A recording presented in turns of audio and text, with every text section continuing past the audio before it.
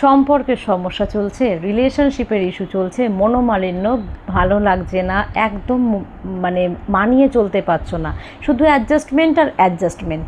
কী করলে ভালো হবে, কি করলে তোমরা এই জায়গা থেকে বেরোতে পারবে? চলো আজকের শ্রাবণ মাসে একটা সুন্দর টিপস নিয়ে তোমাদের সকলের জন্য চলে এসেছি। সেটা কাকে নিয়ে জানো? ভোলেনাথকে নিয়ে। তো কি করতে হবে? শ্রাবণ মাসের 3টে সোমবার তোমাদের এটা করতে হবে। কি করবে 3টে সোমবার শ্রাবণ মাসে?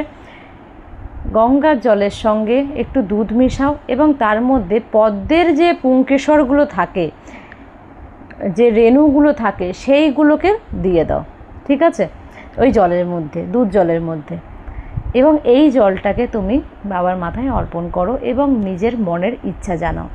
এই কাজটা যদি তোমরা 3টে সোমবার করতে পারো এবং নিজের মনের ইচ্ছা জানাতে পারো, অবশ্যই আমিষ খাবে না, নিরামিষ খাবে সেই দিন, বা যদি উপোস করে কেউ ফলাহার করতে পারো তাহলে তো আরোই ভালো, ঠিক আছে? তো এটা করে দেখো, তোমাদের রিলেশনশিপের মধ্যে চেঞ্জেস আসবে। শ্রাবণ মাসে বাবা কিন্তু কাউকে ফেরায় না, তাই এই সময়তে নিজের মনের ইচ্ছা পূরণ করার জন্য এই টিপসগুলো ভীষণ ভীষণ উপকারী। করে দেখো, যদি রেজাল্ট তোমরা না পেয়েছো তখন তোমরা আমাকে এসে বলবে, ঠিক আছে?